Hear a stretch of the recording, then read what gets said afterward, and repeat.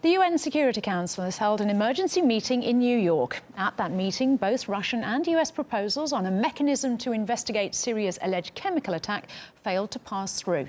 Washington's resolution was vetoed by Moscow, while two consecutive Russian proposed drafts then failed to get the necessary minimum votes. Well, for the details, let's cross live now to RT's Caleb Maupin in New York. Hi there, Caleb. So can you tell us the latest?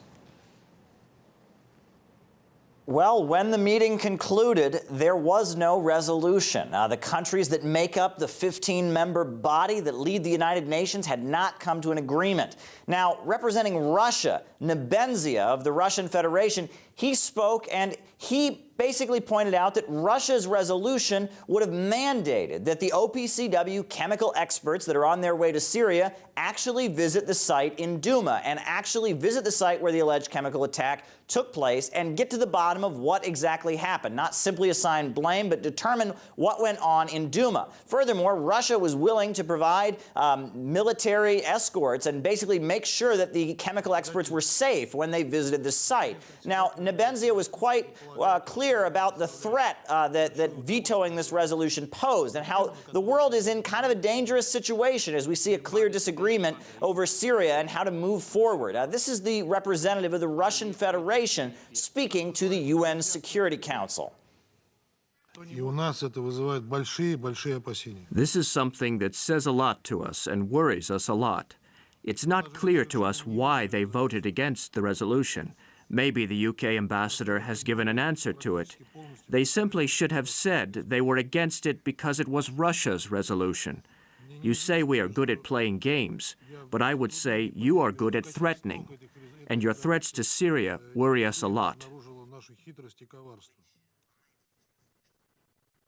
Now, Nikki Haley, representing the United States, when she spoke, she criticized and urged countries to vote against Russia's resolution because she said that it gave Russia too much power and, as she put it, put them in the driver's seat. That was her logic and her argument. Nebenzia characterized the U.S. resolution as simply recreating the gym, and now Nikki Haley said that the Russian resolution, well, this is what she had to say about it. Nikki Haley.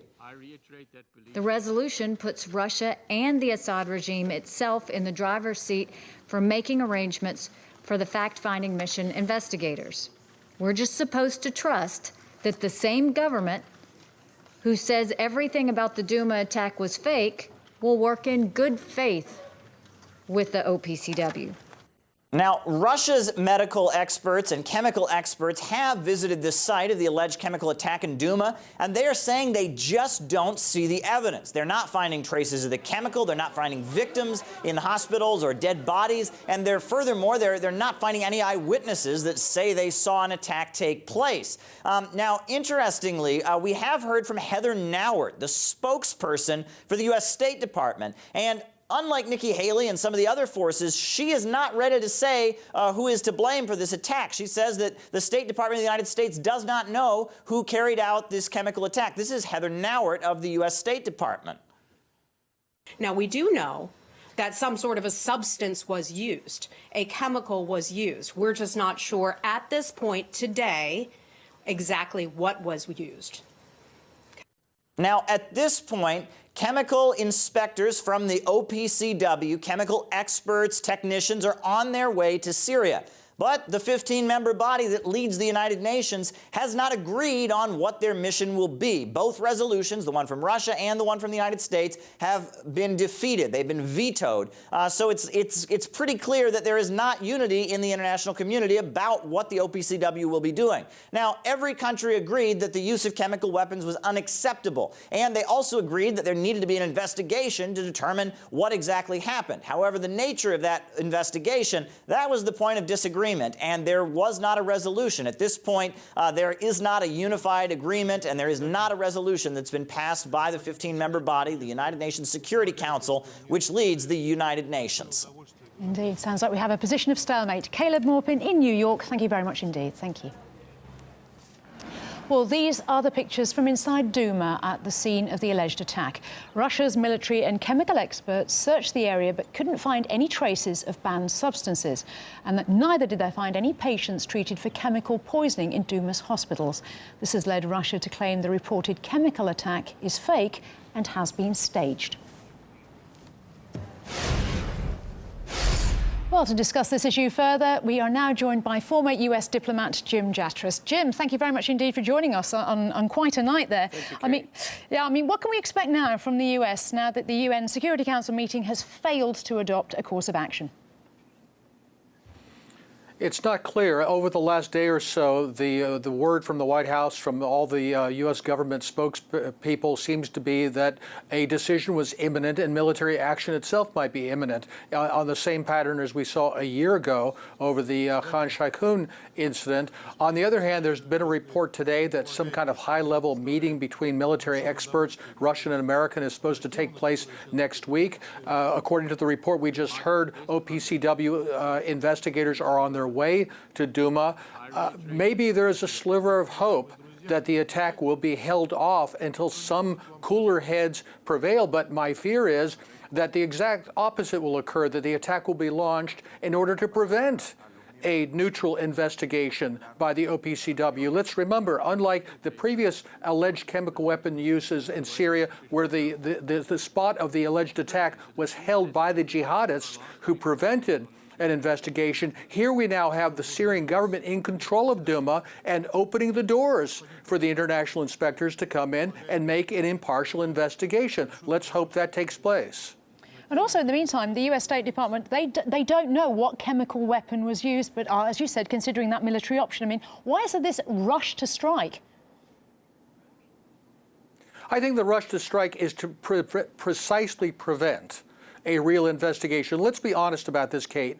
This has nothing to do with the alleged use of chemical weapons. This has everything to do with a geopolitical agenda that wants to put the Iranians in a box, wants to confront the Russians in Syria, that is really upset over the thought that the effort that's been going on for 7 years by Western powers and our local friends like Saudi Arabia has failed, and that the Assad government will remain in power. They've been seeking a pretext to try to change that, maybe to kill Assad, and this is what they have fastened on. Remember, the Russians have been warning for weeks against a provocation of this sort, and then right on cue, right after President Trump says we're getting out of Syria, this happens. So this really has nothing to do with the truth or falsehood of the allegations about Duma. So on that basis then, I mean, the prospect of Washington holding off on taking action in Syria until at least the OPCW investigation's taken place is unlikely then? There's only one man who can make that happen, and that is President Trump. The guy, in a sense, who started this whole thing by about a week ago saying we're getting out of Syria, Daesh is finished, we have no further business there, that provoked this huge reaction across the political spectrum from the neoconservatives to the liberal interventionists in the Democratic Party saying, no, we can't have that. Something's got to be done. Well, as it turns out, what got done was this provocation in Duma. Can he stand against that? His recent words indicate that he's been flipped. Maybe not. Maybe he'll actually will put the brakes on and say, hold on, let's see what's going on. And of course, if he does that, he'll be the accusations will be redoubled against him that he's just a puppet of Vladimir Putin. Well, let's also have a listen to what the British ambassador had to say. They had tough words for Russia for vetoing the US draft resolution. Let's just have a quick listen to what she had to say. Conversely, by vetoing, Russia has crossed a line in the international order. I mean, what does she mean by that line remark? What do you think? Kate, with all due respect, Britain has even less credibility in all this than the United States does. Let's remind everybody of the Skripal affair that's been playing out over the last few weeks, that they are making these accusations for political reasons the same way that Nikki Haley and the Washington authorities are. Again, it has nothing to do with the truth and falsehood of whether or not chemical weapons were used in Duma or who used them. It has to do with their political agenda in Syria. Well, and on that note as well, let's also listen to what Nikki Haley said. She said the UN has proved its uselessness. Let's have a listen. Yesterday, I said that history will record this moment when we either lived up to our responsibility as a Security Council or showed our complete failure to protect the Syrian people. Today, we have our answer. Well, Jim, what do you think of that claim then? For 7 years, the so-called international community that she's referring to has been supporting these vicious jihad groups trying to overthrow a secular government that would massacre all the Alawites, that would massacre all the Christians. That's her idea of defending the Syrian people. This is beyond bizarre. This is really reprehensible that somebody would distort the realities in Syria in that way. This has nothing to do with defending the Syrian people. It has everything to do with thwarting a geopolitical agenda of overthrowing the legitimate government in Syria. Indeed. Worrying times, aren't they? Jim Jatras, former US diplomat, many thanks for your thoughts. Thank you. Thank you. Well, despite the obvious tension between the Russian and American envoys, before the meeting they still exchanged a friendly kiss.